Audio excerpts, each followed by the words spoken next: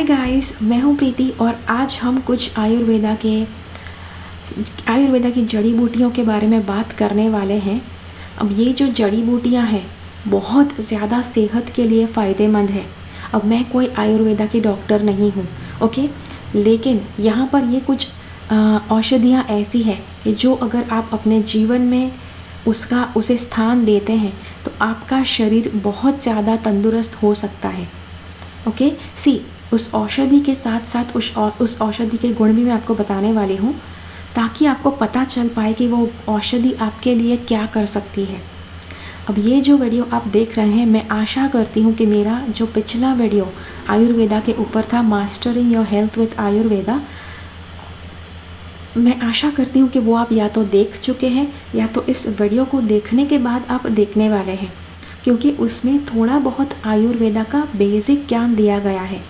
Okay so अगर नहीं देखा है तो इस वीडियो को देखने के बाद ज़रूर देख लीजिएगा, ठीक है। चलिए अब शुरुआत करते हैं वन बाय वन सारी जड़ी बूटियों के बारे में जानना।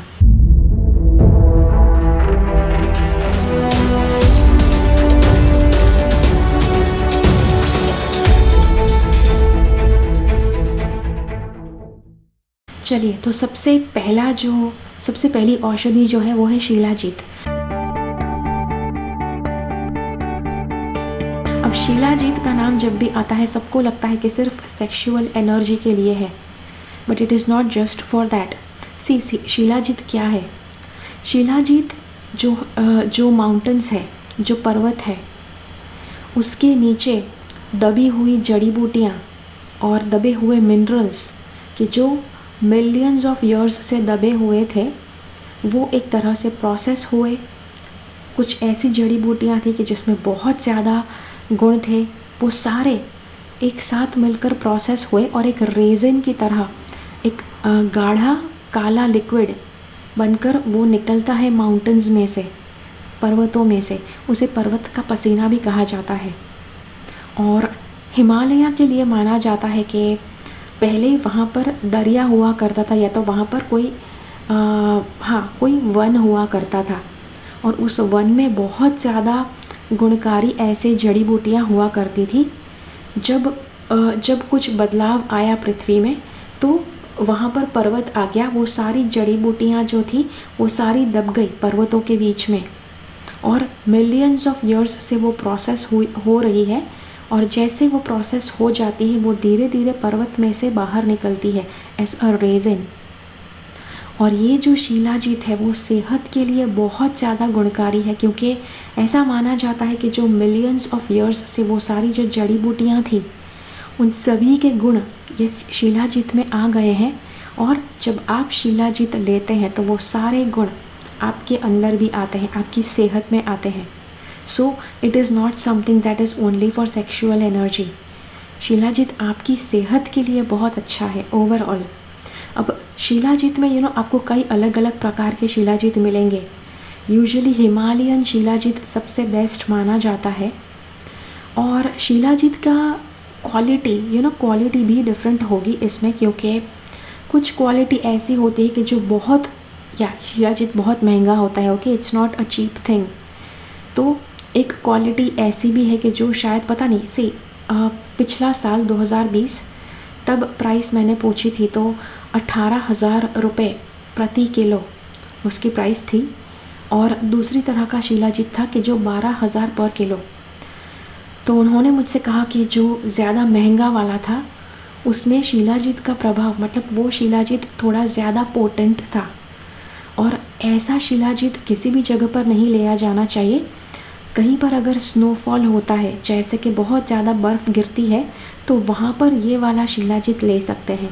लेकिन अगर आपके यहाँ पर धूप है, कड़कड़ाती धूप निकलती है, तो नॉर्मल वाला शिलाजीत आप ले सकते हैं। ओके सो जी हाँ, तो ये है शिलाजीत के बारे में। अब देखते हैं आंवला के बारे में। अब आंवला की बात करें तो आंवला के अंदर हज़ारों साल से माना जाता है कि आंवला is very good for health. अब साइंटिस्ट क्या करते हैं कि अगर वो रिसर्च करते हैं तो उन्हें कुछ ज़्यादा मिलता नहीं है आंवला में से।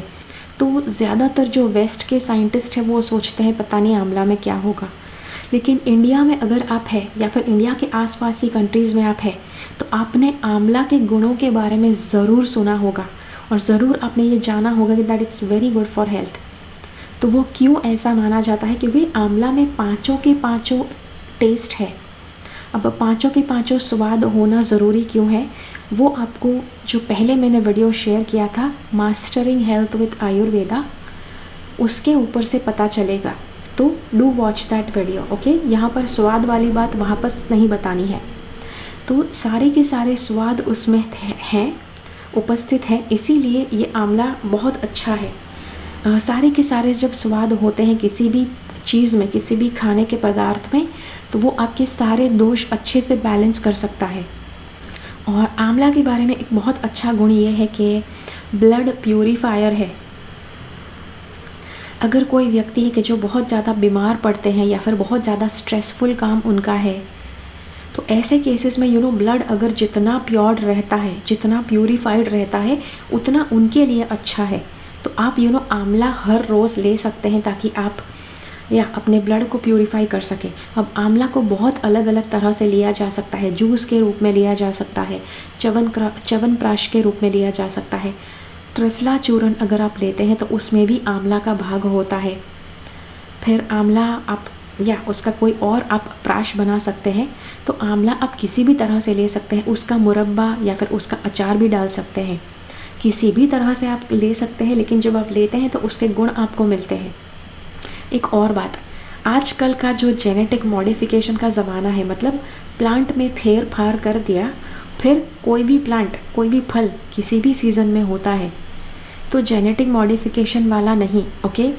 कोशिश करो कि आप जो भी आंवला लेते हैं वो सीजनल आंवला है। आंवला कुछ ही सीज़न में मिलता है और उसी सीज़न का आंवला अगर आप लेते हैं तो सबसे बेस्ट उसके गुण आपको उसमें मिल पाएंगे। सीजनल फ्रूट्स इतने ज़्यादा क्यों इम्पॉर्टेंट है? सीज़न जब बदलती है तब पूरी पृथ्वी के ऊपर की एनर्जी बदलती है, और जब उस नई सीज़न में कोई नए तरह के फ्रूट आते हैं तो वो सारी पूरी पृथ्वी के ऊपर के जो बदलाव की एनर्जी है, वो सारी एनर्जी उस फ्रूट में उतरती है और वो फ्रूट आपकी मदद करता है उस सीजनल चेंज को सहने में। उस सीज़न का जो बदलाव है उसको आपकी सेहत के ऊपर कोई फ़र्क नहीं ला सकता है, ऐसे आपके शरीर को घड़ने में आपकी मदद करता है।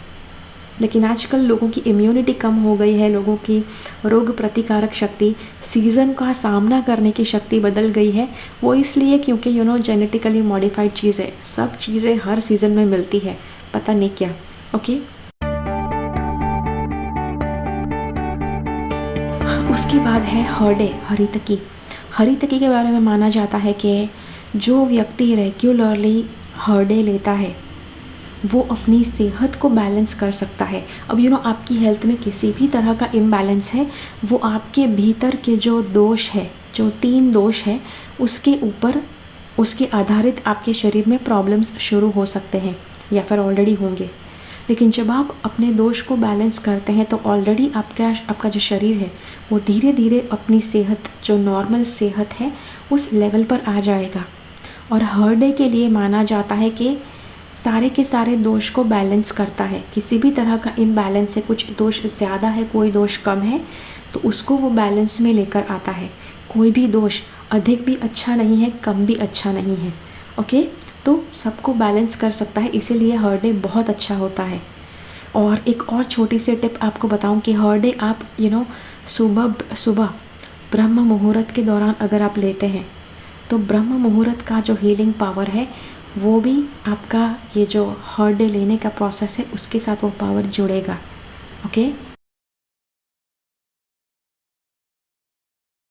अब हर डे जो है वो सेहत के लिए बहुत अच्छी है, मतलब डाइजेशन के लिए बहुत अच्छी है। तो डाइजेशन जब सुधरता है तब आपकी ओवरऑल सेहत सुधर सकती है। इसीलिए हर डे के लिए माना जाता है कि वो हर रोज़ ली जानी चाहिए। 1 से 2 ग्राम हर रोज़ लीजिए, that will be good for you. उसके बाद है अश्वगंधा। अश्वगंधा का नाम आपने सुना होगा। अश्वगंधा के लिए माना जाता है कि रिजुवेनेटिव प्रॉपर्टीज़, के शरीर में कहीं पर भी किसी तरह का अभाव है, किसी तरह का कोई प्रॉब्लम है, तो उसे धीरे धीरे ठीक करना और वापस नए सेल्स क्रिएट करना, वो पावर होता है अश्वगंधा में, कि जो सबको लेना चाहिए।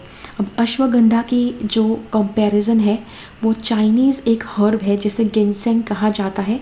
गिनसेंग भी बहुत ज़्यादा पावरफुल हर्ब है, अश्वगंधा को उसी के बराबर माना जाता है। ओके, तो यस, अश्वगंधा के लिए माना जाता है कि अगर आप अंडर वेट है तो आपका वेट बहुत अच्छे से वो बैलेंस करेगा।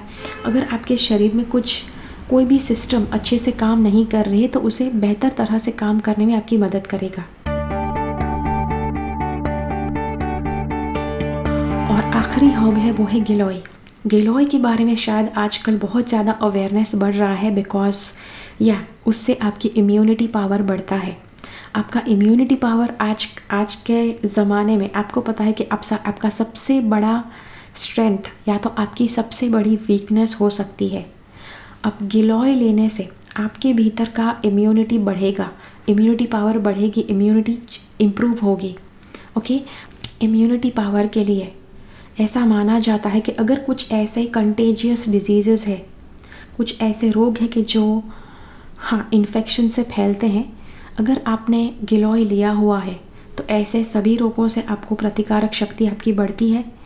उसी के साथ साथ गिलोय के अंदर पावर है कि जो आपके ब्लड को प्योरीफाई कर सकता है, आपके खून को प्योरीफाई कर सकता है।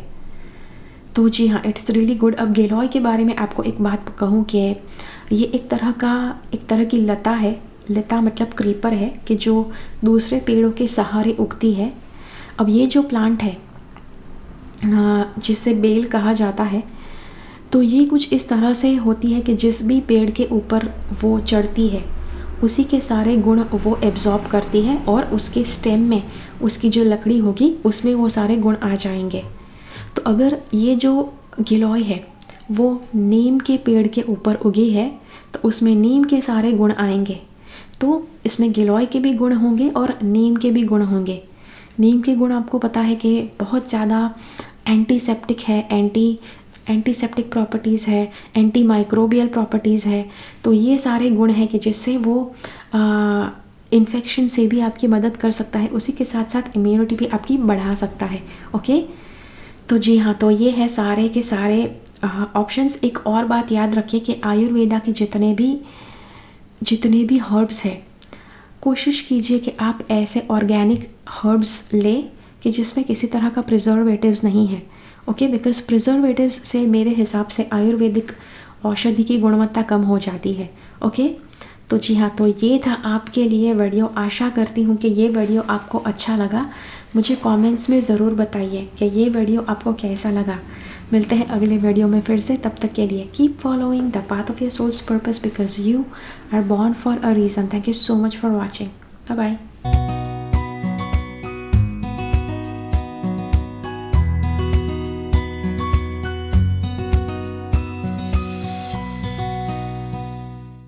मेरे चैनल से सब्सक्राइब रहे, सब्सक्राइब बटन क्लिक करके और बेल आइकन को क्लिक कीजिए। उसके बाद जो ऑप्शन आपको मिलता है उसमें से ऑल नोटिफिकेशंस सिलेक्ट कीजिए ताकि हर एक वीडियो का नोटिफिकेशन आपको मिल पाए।